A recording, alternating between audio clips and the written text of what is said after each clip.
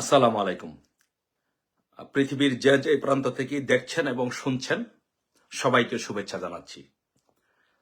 আজকে বাংলাদেশের রাজনীতিতে একটি নতুন মোড় হচ্ছে, নতুন ডেভেলপমেন্ট হচ্ছে, সেটি হচ্ছে যে আমরা দেখেছি যে বাংলাদেশে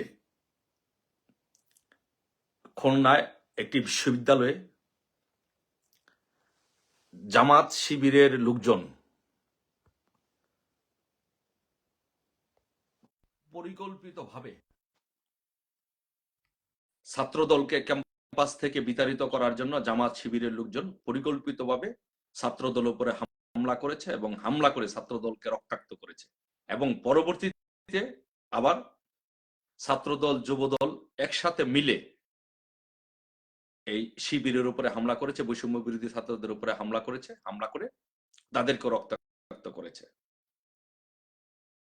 সো তারপরে তারই প্রেক্ষিতে আজকে বাংলাদেশে আমরা যেটি দেখেছি যে সেটি হচ্ছে যে বাংলাদেশে আজকে জাতীয়তাবাদী ছাত্রদল সাংবাদিক সম্মেলন করে বলেছে যে গত 17টি বছর ছাত্রলীগের মিছিল থেকে ছাত্রদলের উপরে যে হামলা করা হয়েছে সেই হামলা আসলে ছাত্রলীগ করেনি, সে হামলা করেছে ছাত্র শিবির। তারা বলেছে যে বিভিন্ন জায়গায় ছাত্রলীগের মিছিল থেকে যে হামলাগুলো হতো, সন্ত্রাসী কার্যকলাপগুলো হতো, সেই কার্যকলাপগুলো করেছে ছাত্র শিবির। আজকে 17 বছর পরে, আমরা 17 বছর যাবত যে কথাটি বলে আসছি, আজকের ছাত্রদল সেই কথাটি বলছে। আমরা সারা 17 বছর যাবত এই কথাটি বলে আসছি যে আমাদের মিছিলে ছাত্রলীগের আদর্শ হচ্ছে শান্তিপ্রিয় ক্যাম্পাস গঠন করা। ছাত্রলীগ কোনো সন্ত্রাসী কার্যকলাপে বিশ্বাস করে না, ছাত্রলীগ কোনো ধ্বংসাত্মক রাজনীতিতে বিশ্বাস করে না, ছাত্রলীগ সবসময় শান্তিপূর্ণ রাজনীতিতে বিশ্বাস করে।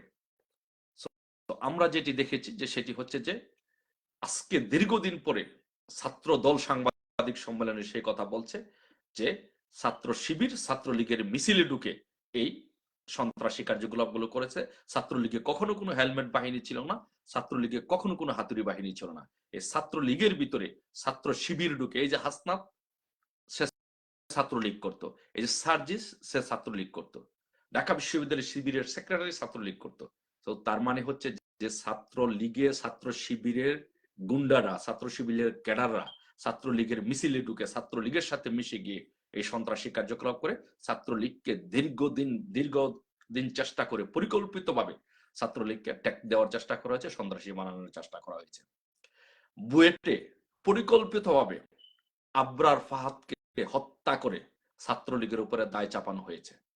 এরকম ভাবে সারা বাংলাদেশে অসংখ্য ঘটনা এই জামাত শিবির গটিয়ে ছাত্রলীগের উপরে দায় চাপিয়েছে। আজকে ছাত্র দলের উপরে যখন সেই আঘাত এসেছে তখন ছাত্র দলের বোধোদয় হয়েছে এবং ছাত্র দল সেই কথা বলছে। আমরা যে স্লোগান দিতাম জামাত শিবির রাজাকার এই মুহূর্তে বাংলা ছাড়, সেই স্লোগান এখন তারা দিচ্ছে। আমরা বলেছিলাম একটা একটা শিবির দল ধরে ধরে যাবে এখন, আজকে সেই স্লোগান ছাত্র দল দিচ্ছে। তার মানে কি আমরা যে 17 বছর আগে বলেছি সেই কথাটি আজকে ছাত্র দল বলছে। যা তাহলে তার মানে হচ্ছে আমরা সবসময় সত্য ছিলাম, আজকে ছাত্র দল সেটি প্রমাণ করেছে, দেশবাসী সেটি প্রমাণ করেছে। আজকে শিবির তার সন্ত্রাসী কার্যকলাপের মাধ্যমে এটি প্রমাণ করেছে যে আসলে ছাত্রলীগ হচ্ছে বাংলাদেশের ছাত্রদের